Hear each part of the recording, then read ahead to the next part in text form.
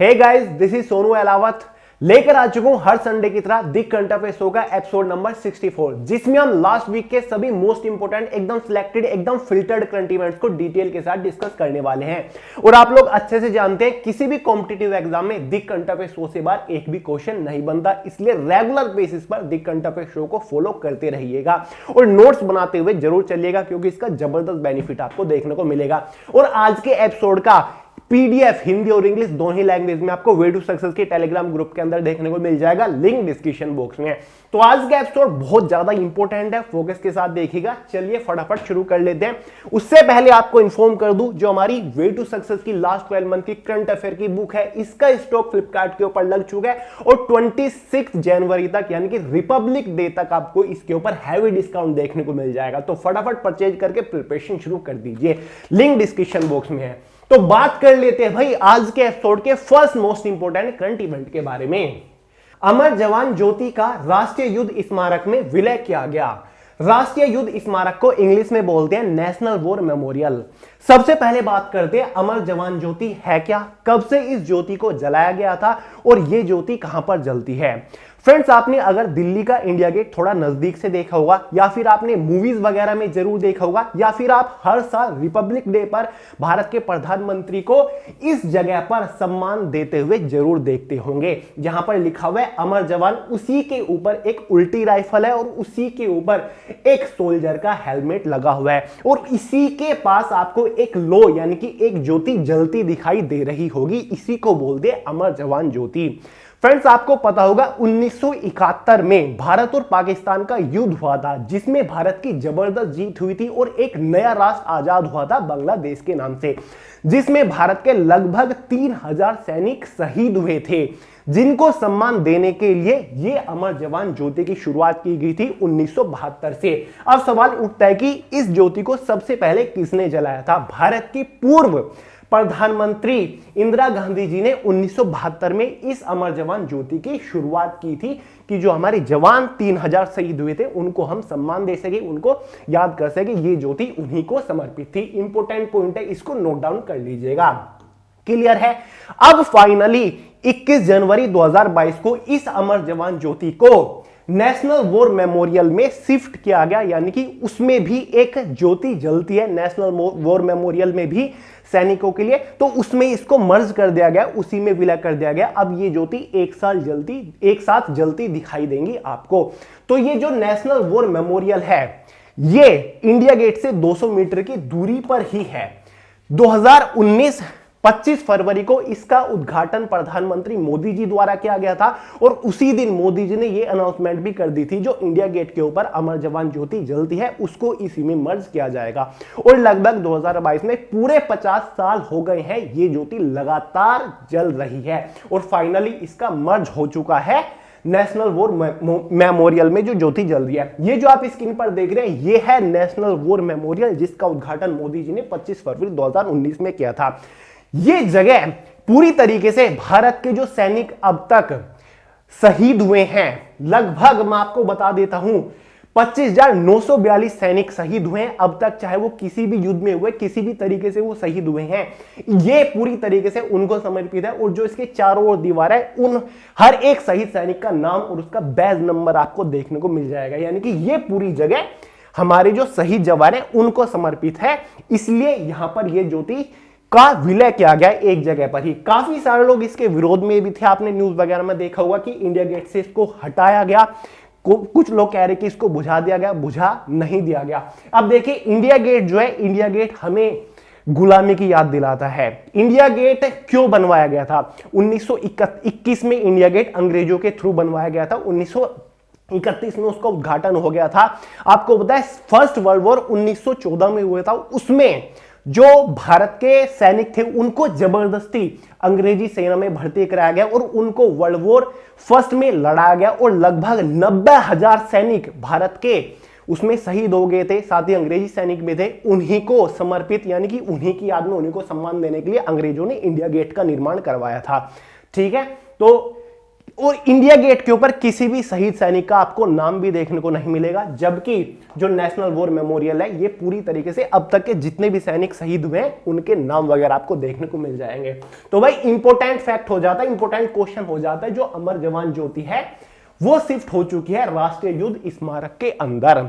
Clear है, याद रहेगा, इंपॉर्टेंट है। और इसके पीछे की हिस्ट्री भी मैंने आपको बता दी है। ये शाश्वत लो है, यानी कि 50 साल से लगातार ये लो जल रही है, जो जिसकी शुरुआत इंदिरा गांधी जी ने 1972 में की थी।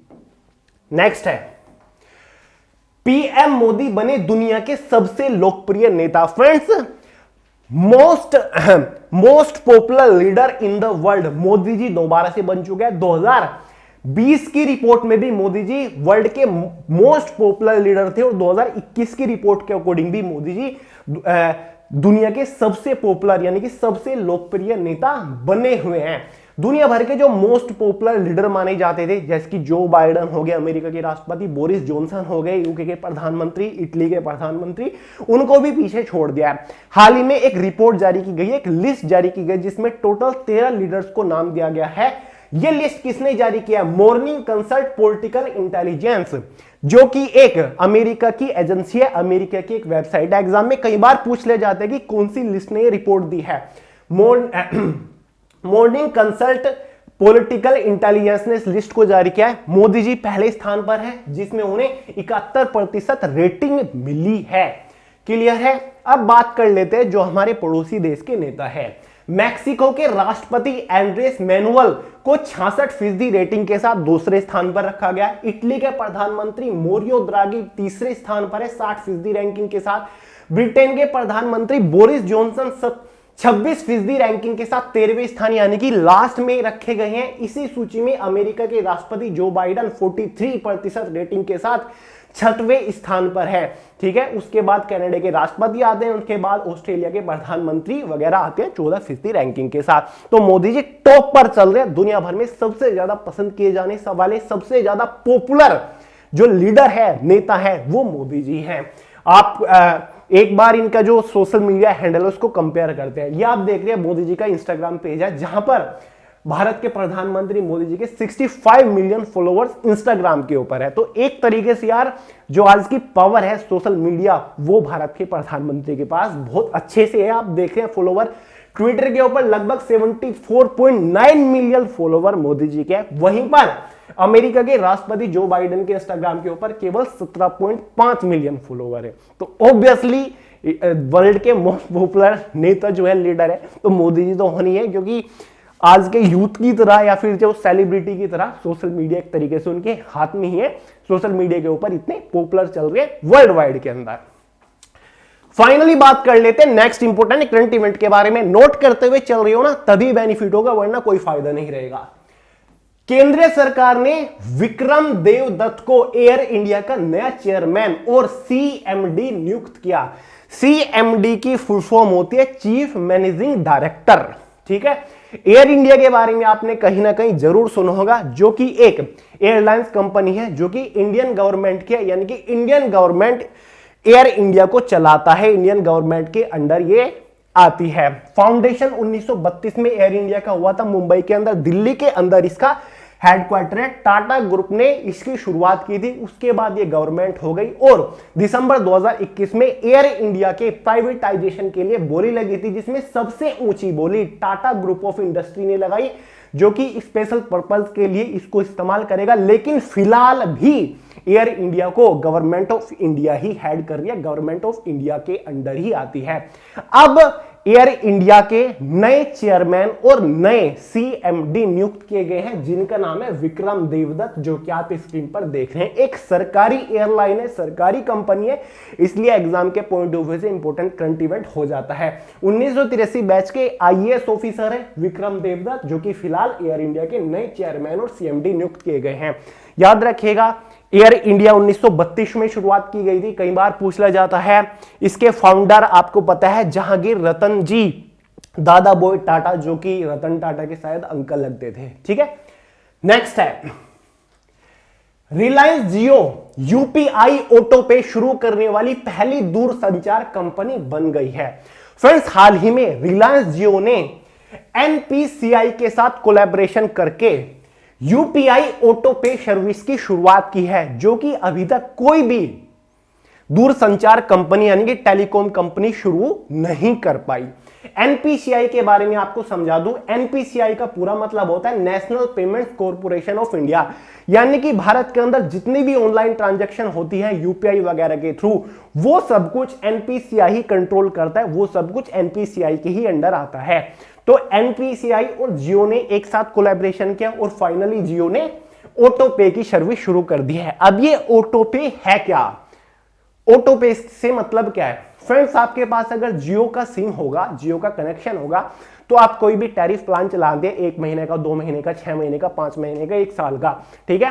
डेफिनेटली आपको डेट याद रखनी होती होगी कि अगले महीने मेरा प्लान खत्म हो जाएगा, और जैसे ही अचानक आपका प्लान खत्म होता है तो आपकी सभी सर्विसेज रुक जाती है, यानी कि आप का इंटरनेट वगैरह आप इस्तेमाल नहीं कर पाते, आपकी कॉलिंग वगैरह सब कुछ खत्म हो जाती है। फिर आपको दोबारा से रिचार्ज करना पड़ता है, अपना प्लान दोबारा से एक्टिव करना होता है, दोबारा से आपको पे करना होता है। अब ऑटो पे के थ्रू आपको ऐसा नहीं करना पड़ेगा। अगर आपने सर्विस में रजिस्टर कर लिया है तो जैसे ही आपने कोई प्लान एक्टिवेट किया तो अगले महीने आपका प्लान खत्म होते ही ऑटोमेटिकली आपका प्लान दोबारा से एक्टिव हो जाएगा। जो भी आपने प्लान सिलेक्ट कर रखा है, आपको दोबारा से पेमेंट करने की जरूरत नहीं पड़ेगी, ऑटोमेटिकली आपके अकाउंट से उस प्लान का जो मतलब चार्ज है वो डिडक्ट हो जाएगा और आपका प्लान ऑटोमेटिकली एक्टिवेट हो जाएगा। आपको दोबारा से रिचार्ज करने की जरूरत नहीं पड़ेगी। बस आपको जो माई जियो ऐप है वहां पर इसको लिंक करना होगा और ऑटोमेटिकली यूपीआई के थ्रू आपका बैलेंस डिडक्ट हो जाएगा और आपका जो मतलब प्लान चल रहा है, टैरिफ प्लान है, वो रिन्यू हो जाएगा ऑटोमेटिकली, ठीक है। तो मतलब आपकी जो सर्विसेज है वो बाधित नहीं होगी, अपना काम करता रहेगा। ये अभी तक एयरटेल, वोडाफोन आइडिया कोई भी नहीं कर पाया।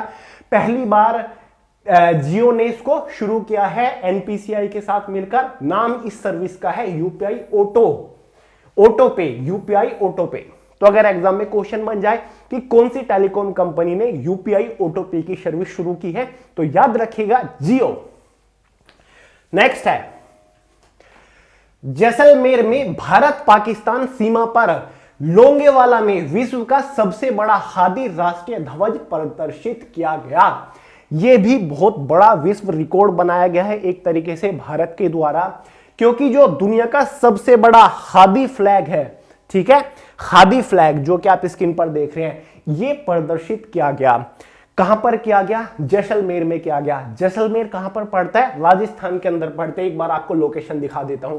यह अपना इंडिया का मैप है, यहां पर राजस्थान स्टेट पड़ता है, राजस्थान ये स्टेट है, यहां पर जैसलमेर पड़ता है। ये आप देख लियो, ये हो जाता है भारत पाकिस्तान का बॉर्डर, और यहां पर ही जो बॉर्डर है वहां पर एक पोस्ट है जिसका नाम है लोंगेवाला पोस्ट, यानी कि ये बॉर्डर है, यहां पर एक इंडियन आर्मी या फिर बीएसएफ की पोस्ट है जो कि निगरानी रखते हैं पोस्ट की। लोंगेवाला पोस्ट उसको बोलते हैं। अगर आपने बॉर्डर मूवी देखी होगी तो लोंगेवाला पोस्ट का बहुत ज्यादा जिक्र है।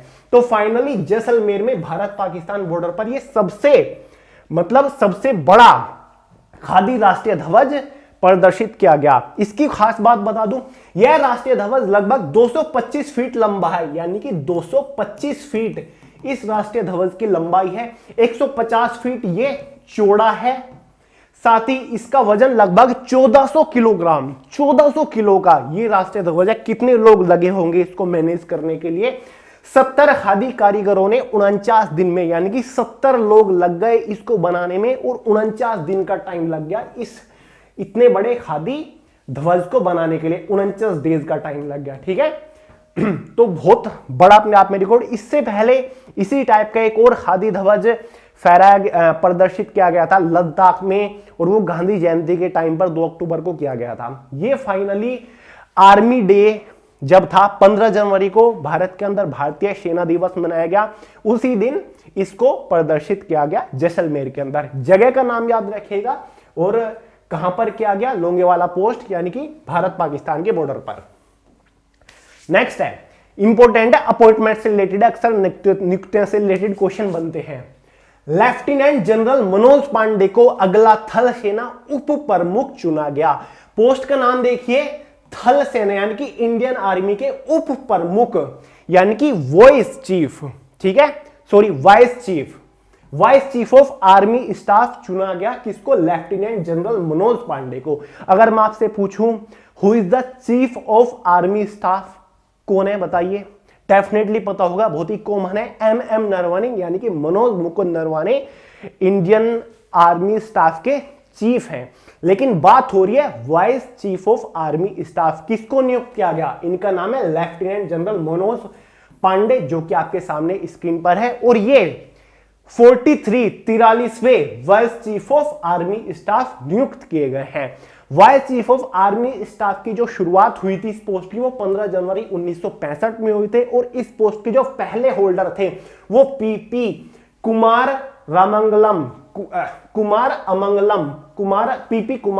अमंगलम पहले vice chief of army staff रहे थे। याद रखिएगा, ये क्वेश्चन कहीं ना कहीं पर जरूर बना था, ठीक है।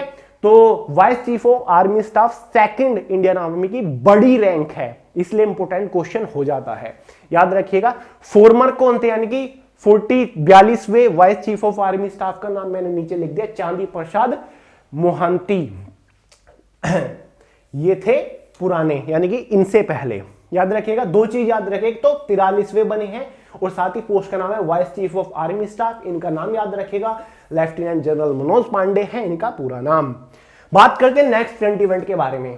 सानिया मिर्जा ने किया संन्यास का ऐलान। एग्जाम में गारंटीडली क्वेश्चन बनेगा किसी न किसी शिफ्ट में कि कौन से भारत के टेनिस प्लेयर ने फाइनली रिटायरमेंट की अनाउंसमेंट की या फिर फाइनली रिटायरमेंट ले ली है। तो उस प्लेयर का नाम हो जाएगा सानिया मिर्जा, जो कि वर्ल्ड की टॉप टेनिस प्लेयर रह चुकी है। इन्होंने सिंगल से 2013 में ही संन्यास ले लिया था और ये अब डबल खेल रही थी। फाइनली इन्होंने अपनी रिटायरमेंट की अनाउंसमेंट कर दी है। एज इनकी हो चुकी है लगभग 35, इसलिए इन्होंने सोचा कि अब रिटायरमेंट ले लेनी चाहिए। भारत के लिए टेनिस में अच्छा प्रदर्शन के कारण साल 2004 में उन्हें अर्जुन पुरस्कार से सम्मानित किया गया था। 2004 में सानिया मिर्जा को अर्जुन अवार्ड मिल चुका है।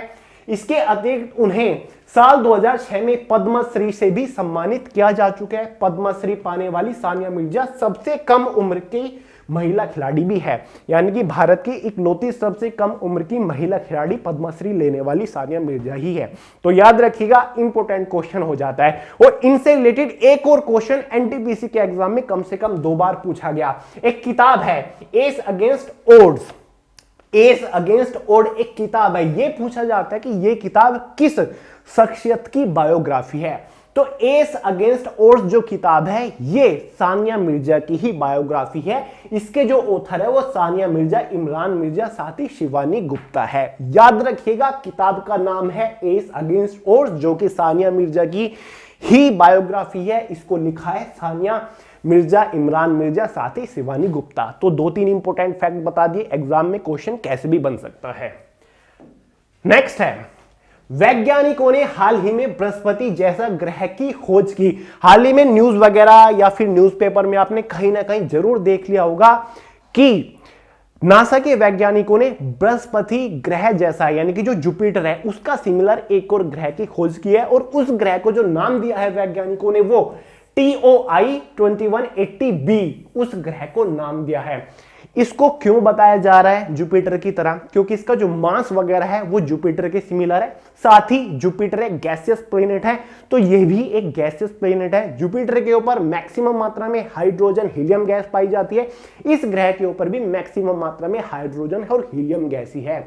इसके बारे में थोड़ी सी जानकारी दे दूं, यह ग्रह पृथ्वी से लगभग 3079 प्रकाश वर्ष दूर है। आपको पता है अंतरिक्ष में जो दूरी मापी जाती है वो लाइट ईयर में मापी जाती है। तो पृथ्वी से इस नए ग्रह की दूरी 749 है। साथ ही सतह का तापमान 76 डिग्री सेल्सियस है, जो कि अपने आप में काफी ज्यादा टेम्परेचर, यानी कि जो हमारे सोलर सिस्टम के जो कॉमन ग्रह 8 उनसे तो ऑब्वियसली बहुत ज्यादा है। क्योंकि पृथ्वी का जो एवरेज टेम्परेचर है, सरफेस टेम्परेचर, वो लगभग 14 डिग्री सेल्सियस है। और इस नए ग्रह का जो सरफेस तापमान है वो लगभग 76 डिग्री बताया जा रहा है। साथ ही इस ग्रह में हाइड्रोजन और हीलियम से भारी तत्व हैं, ऑब्वियसली बता चुका हूं। इस ग्रह को अपने तारे की परिक्रमा करने में लगभग 261 दिन लगते हैं, यानी कि जो इसका सन वगैरह है या फिर जो स्टार है उसका जो मतलब ये चक्कर लगाता है, रिवॉल्यूशन करता है, वो 261 दिन का टाइम इसको लग जाता है। नासा के वैज्ञानिकों ने इसकी खोज की और ऑफिशियली हाल ही में अनाउंसमेंट किया। नासा ने ट्वीट करके भी इंफॉर्मेशन दी थी और कई बार इसको न्यूज में भी कवर किया जा चुका है। नासा के बारे में आपको बेसिक सी इंफॉर्मेशन दे दूं। नासा जो कि एक स्पेस एजेंसी है, गवर्नमेंट ऑफ अमेरिका उसको हेड करती है।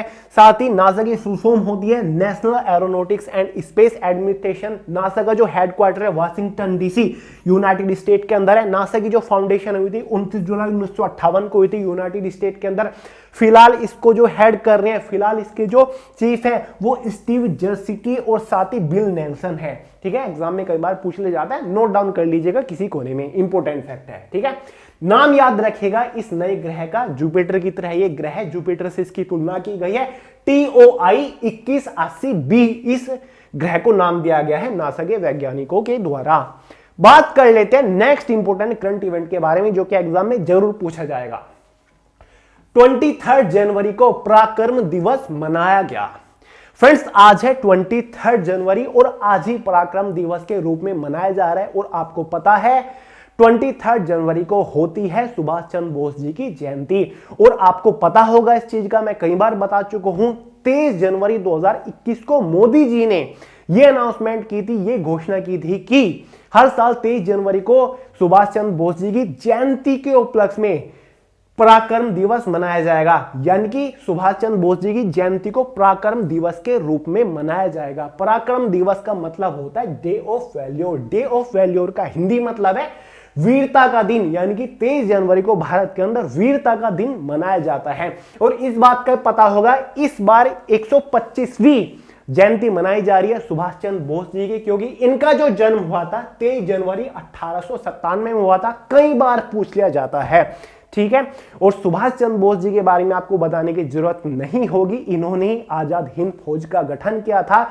यानी कि भारत को आजादी दिलाने के लिए ब्रिटिश फौज है उनके खिलाफ लड़ने के लिए जो अंग्रेजी सेनाओं के अंदर भारत के सैनिक थे उनको आजाद हिंद फौज के अंदर भर्ती किया गया और उनको अंग्रेजों के खिलाफ लड़ाने के लिए तैयार किया गया था। 1938 से लेकर 1939 में ये इंडियन कांग्रेस के अध्यक्ष के रूप में भी काम कर चुके हैं। और पराक्रम दिवस मनाने का सीधा सीधा मतलब यही है, भारत के जो लोग हैं, स्पेशली भारत के जो नौजवान हैं, युवा हैं, उनके अंदर जोश की लहर भरने के लिए, उनके अंदर साहस भरने के लिए यह दिवस मनाया जाता है। साथ ही मतलब जो रास्ता था सुभाष चंद्र बोस जी का, जिन विपरीत परिस्थिति में वो अड़े रहे, खड़े रहे, ये सभी चीजें युवाओं तक पहुंचाने के लिए, ठीक है, युवाओं में जुनून जगाने के लिए ये दिवस मनाया जाता है हर साल।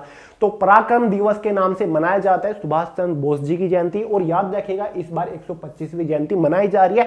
और इतना ही नहीं, इस बार आज ही यानी कि 23 जनवरी 2022 को लगभग 6 साढ़े 6 बजे के आसपास इंडिया गेट पर सुभाष चंद्र बोस जी की जो होलोग्राम स्टैचू है उसको भी शुरू किया जाएगा, यानी कि उसको भी बनाया जाएगा। ठीक है, यानी कि आप आज से होलोग्राम स्टैचू आप देख सकते हो। इंडिया गेट के पास ही एक छतरी लगी हुई थी, इस टाइप की छतरी लगभग 1968 तक यहां पर जॉर्ज पंचम जो कि ब्रिटिश के राजा माने जाते थे, शायद लगभग 1911 में भारत के अंदर आए थे।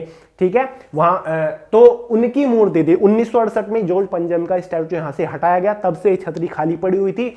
और घोषणा की गई थी अभी कुछ टाइम पहले कि यहां पर ग्रे नाइट का स्टैचू बनाया जाएगा सुभाष चंद्र बोस जी का।